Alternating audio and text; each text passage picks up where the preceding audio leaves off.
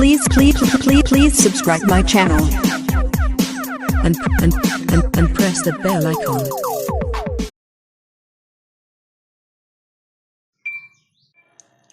Good morning students.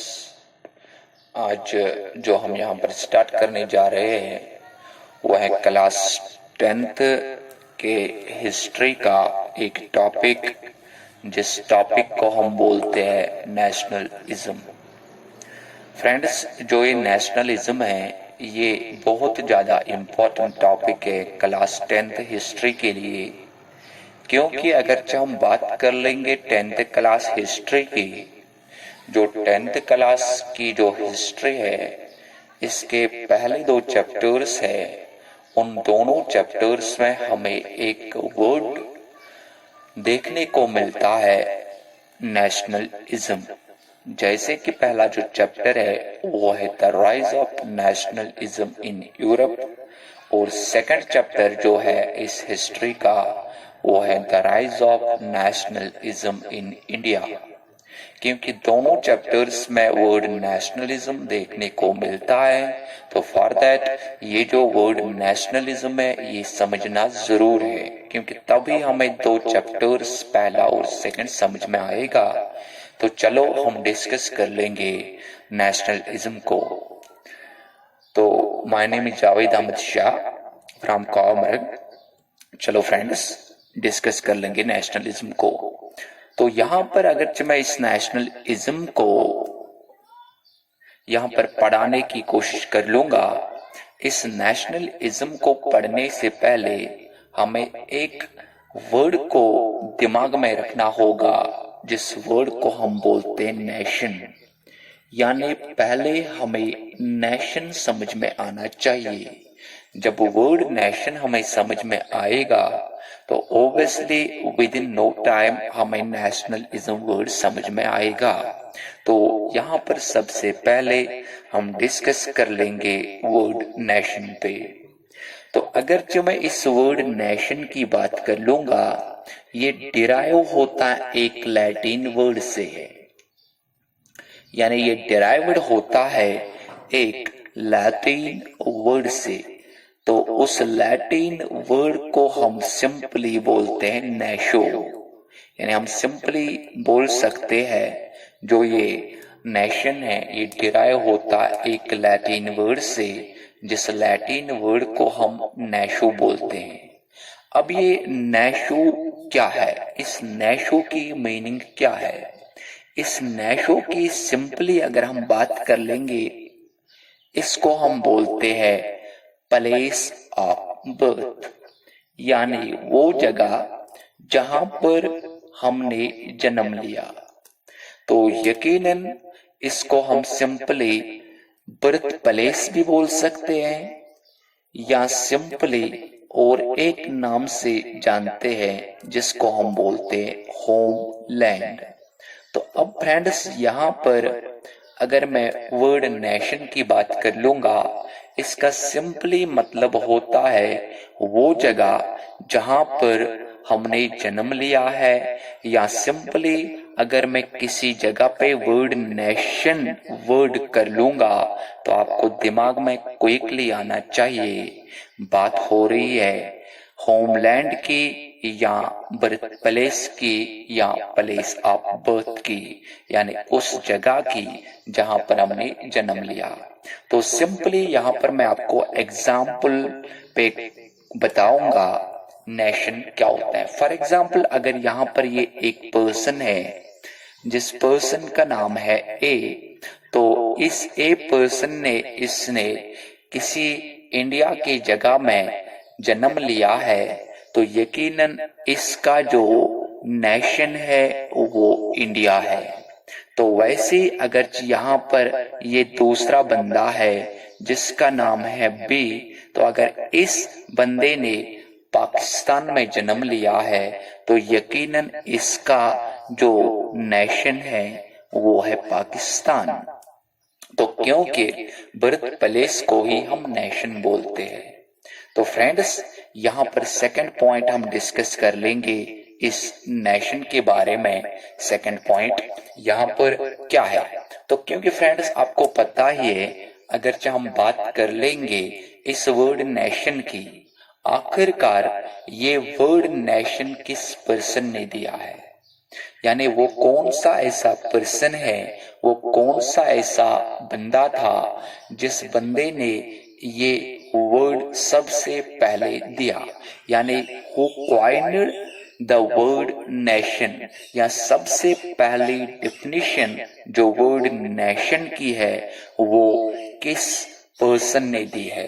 तो हम लिख सकते हैं यहाँ पर जो अर्लीस्ट डिफिनीशन है नेशन की, वो देता है एक पर्सन, जिस पर्सन का नाम है एर्नेस्ट रिनन। एर्नेस्ट रिनन वो पहला बंदा था जिसने वर्ड नेशन दिया था। तो क्योंकि फ्रेंड्स ये ऑब्जेक्टिव पूछा जाता है who coined the word nation, तो उसका आंसर सिंपली एर्नेस्ट रिनन होगा। तो यहाँ पर अब थर्ड पॉइंट की अगर मैं बात कर लूंगा इस नेशन की, वो ये है कि आखिरकार अगर एर्नेस्ट रिनन साहब इस वर्ड को सबसे पहले देता है, मगर देता किस साल में, यानी कब देता है। क्योंकि फ्रेंड्स आपको पता ही है जो हिस्ट्री है ये हिस्ट्री डेट्स की होते हैं और इसमें मैक्सिमम डेट्स पूछे जाते हैं। तो इसीलिए यहाँ पर हमें ये जरूर देखना होगा कि आखिरकार एर्नेस्ट रिनन जो ये पर्सन था जिसने सबसे पहले वर्ड नेशन को कॉइन किया है या सबसे पहले इसकी डिफिनीशन दी है, तो वो कब देता है इसको वो देता है 1882 में, यानी 1882 में सबसे पहला एर्नेस्ट रिनन ही वो पर्सन था जिसने सबसे पहली डिफिनीशन वर्ड नेशन दिया था। तो अब यहाँ पर हमें समझ में आ गया कि नेशन किसको बोलते हैं। तो फ्रेंड्स अगर मैं आगे वर्ड यूज कर लूंगा नेशन की, आपको क्विकली दिमाग में ये रखना होगा कि बात हो रही है प्लेस ऑफ बर्थ की या होमलैंड की या बर्थ प्लेस की, क्योंकि बर्थ प्लेस या होमलैंड को ही हम नेशन बोलते हैं। तो अब जो हमारा टॉपिक है वो है नेशनलिज्म। तो अब हम नेशनलिज्म को पढ़ सकते हैं, नेशनलिज्म क्या है। तो फ्रेंड्स अब हमने वर्ड नेशन समझा है, तो अब हम नेशनलिज्म को डिफाइन कर लेंगे यहाँ पर कि नेशनलिज्म क्या है। तो फ्रेंड्स जैसे कि यहाँ पर हमने लिबरलिज्म वर्ड देखा होगा या सोशलिज्म वर्ड देखा होगा, जो ये लिबरलिज्म है या सोशलिज्म है या कम्युनिज्म है, ये सब आइडियोलॉजीज है। बट अगर कि मैं बात कर लूंगा इस नेशनलिज्म की, ये कोई आइडियोलॉजी नहीं है, ये सिंपली है फीलिंग। तो हम बोल सकते हैं नेशनलिज्म जो है ये फीलिंग है। तो अब यहाँ पर क्वेश्चन उठता है, अगर नेशनलिज्म फीलिंग है तो ये किसकी फीलिंग है और किसके साथ, यानी किसकी फीलिंग है और किसके साथ ये फीलिंग होनी चाहिए। तो यहाँ पर अगर मैं बात कर लूंगा नेशनलिज्म की, ये फीलिंग ऑफ लव है, यानी ये मोहब्बत की फीलिंग है। अब किसके साथ मोहब्बत की फीलिंग, क्या किसी पर्सन के साथ? नहीं। यहाँ पर नेशनलिज्म अगर फीलिंग ऑफ लव है, मगर किसके साथ हम बोल सकते हैं टुवर्ड्स, यानी ओन नेशन, यानी अपने नेशन के साथ जो मोहब्बत की फीलिंग होती है, उसे मोहब्बत की फीलिंग को हम नेशनलिज्म बोलते हैं। क्योंकि नेशन यानी जो फीलिंग है अपने बर्थ प्लेस के साथ, जो फीलिंग होती है मोहब्बत की, या अपने होमलैंड के साथ जो फीलिंग होती है मोहब्बत की, उसी फीलिंग को हम नेशनलिज्म बोलते हैं। तो यहाँ पर अब कुछ पर्सन्स की हम बात कर लेंगे जो यहाँ पर डिफिनीशंस देते हैं अलग अलग इस नेशनलिज्म पे। तो यानी हम बात कर लेंगे कुछ डिफिनीशंस की, यानी कुछ डिफिनीशंस की हम बात करेंगे यहाँ पर नेशनलिज्म के बारे में अलग अलग लोग क्या क्या बोलते हैं। तो यहाँ पर सबसे पहला जो पर्सन है जिसकी डिफिनीशन यहाँ पर मैं रखना चाहता हूँ वो है एक स्कॉलर जिसको हम बोलते हैं कोहन। तो हम सिंपली बोल सकते हैं अकॉर्डिंग टू कोहन, कोहन साहब के हिसाब से नेशनलिज्म क्या है, यानी कोहन साहब के हिसाब से जो नेशनलिज्म है ये फीलिंग है, फीलिंग ऑफ लव यानी मोहब्बत की फीलिंग एंड लॉयल्टी। अब आपको ये यहाँ पर फ्रेंड्स समझना है ये लॉयल्टी क्या होती है, यानी मोहब्बत की फीलिंग अपने वतन के साथ या अपने वतन के साथ वफादारी को ही हम नेशनलिज्म बोलते हैं। ये कोहन साहब के हिसाब से है, यानी हम लिख सकते हैं feeling of love and loyalty towards nation, यानी अपने नेशन के साथ, तो अपने बर्थ प्लेस के साथ, अपने प्लेस ऑफ बर्थ के साथ, अपने होमलैंड के साथ मोहब्बत की फीलिंग या वफादारी, उसी को हम बोलते हैं नेशनलिज्म। लिख सकते हैं इज कॉल्ड नेशनलिज्म। यानी कोहन साहब के हिसाब से नेशनलिज्म क्या है, मोहब्बत की फीलिंग और लॉयल्टी वफादारी किसके साथ, अपने वतन के साथ, उसी को नेशनलिज्म बोला जाता है। तो फ्रेंड्स यहाँ पर अब बात कर लेंगे और एक प्रोफेसर साहब की, जिस प्रोफेसर का नाम था प्रोफेसर हैवी। तो हम लिख सकते हैं प्रोफेसर हैवी साहब यहाँ पर नेशनलिज्म के बारे में क्या बोलता है।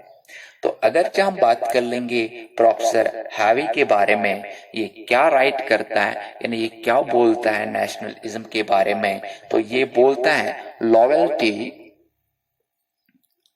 लॉयल्टी आपको पता ही है फ्रेंड्स, जो जैसे कि मैंने अभी बताई है वफादारी। प्रोफेसर हैवी साहब यहाँ पर बोलता है लॉयल्टी एंड अटैचमेंट क्या क्या होना चाहिए, एक होना चाहिए लॉयल्टी और सेकंड अटैचमेंट, यानी लॉयल्टी और अटैचमेंट यहाँ पर जो अपने होमलैंड के साथ होती है, होमलैंड का मतलब अपने नेशन के साथ जो होती है, यानी हम बोल सकते हैं loyalty and attachment to homeland is the basis of nationalism. यानी इसके कहने का मतलब ये है, यानी नेशनलिज्म के जो बेसिस है वो क्या है, अपने वतन के साथ यानी वफादारी और उसके साथ अटैचमेंट, उसको हम बोलते हैं नेशनलिज्म। तो ये कुछ डिफिनेशंस थे नेशनलिज्म के बारे में, और अब हम यहाँ पर और एक डिफिनेशन डिस्कस करना चाहते हैं। तो वो जो अपनी मेरी डिफिनेशन है तो उस पे थोड़ा सा बात कर लेंगे, वो डिफिनेशन क्या है, उस डिफिनेशन से आपको अच्छी तरह से समझ में आएगा कि नेशनलिज्म क्या है। तो वो डिफिनेशन ये है, तो यानी यहाँ पर हम लिख सकते हैं अकॉर्डिंग टू जावेद, अगर हम बात कर लेंगे मेरे हिसाब से नेशनलिज्म क्या है, यानी नेशनलिज्म मेरे हिसाब से क्या है, तो हम सिंपली बोलते हैं कि अगर हम बात कर लेंगे मेरे हिसाब से नेशनलिज्म जो है is just like a cement, यानी मेरे हिसाब से नेशनलिज्म जो है it is just like a cement. हम लिख सकते हैं nationalism is just like a cement, यानी सीमेंट जैसा है। तो अब यहाँ पर तुम बोलोगे सीमेंट वर्ड आपने क्यों लिखा है, क्योंकि फ्रेंड्स आपको पता है जो ये सीमेंट होता है इसका मेन काम होता है किसी चीज को यूनाइट करना। तो जैसे कि मैं सिंपली अगर बात कर लूंगा अगर यहाँ पर मैं ब्रिक्स के बीच में सीमेंट डालूंगा तो ऑब्वियसली वो ब्रिक्स आपके बहुत ज्यादा स्ट्रांग होंगे या वो एक दूसरे के साथ यूनाइट होंगे। तो जैसे कि अगर यहाँ पर हम बात कर लेंगे, इन ब्रिक्स के बीच में मैं अगर सीमेंट डालूंगा तो ऑब्वियसली यहाँ पर ये सीमेंट क्या काम करता है, ये इनको जोड़ने का काम करता है। तो वैसी जो नेशनलिज्म है ये सीमेंट जैसा है। तो यहाँ पर नेशनलिज्म ब्रिक्स को यूनाइट नहीं करता है, बल्कि क्या करता है, हम लिख सकते हैं विच यूनाइट्स द, यानी अगर नेशनल यहाँ पर सीमेंट यूनाइट करता है ब्रिक्स को, मगर नेशनलिज्म यूनाइट करता है द हार्ट्स ऑफ पीपल, यानी लोगों के दिलों को नेशनलिज्म क्या करता है, यूनाइट करता है। तो हम लिख सकते हैं which unites the hearts of people, यानी नेशनलिज्म वो फीलिंग है जो लोगों के दिलों को यूनाइट करता है और एंड प्रिपेयर देम, और उनको प्रिपेयर करता है, प्रिपेयर देम, और उन लोगों को प्रिपेयर करता है to die for their nation, to die for their nation, यानी अपने नेशन के लिए तुम जान दे दो, यानी अपने बर्थ प्लेस के लिए तुम जान निछावर करो। तो यहाँ पर वैसे मैंने बोला है जैसे कि सीमेंट इन ब्रिक्स को यूनाइट करता है और यूनाइट करने के बाद ये इतने ज्यादा स्ट्रांग होते हैं तो इनको तोड़ना बहुत ज्यादा मुश्किल होता है। वैसे जो ये नेशनलिज्म है ये यूनाइट करता है लोगों के दिलों को और उन लोगों को प्रिपेयर करता है कि तुम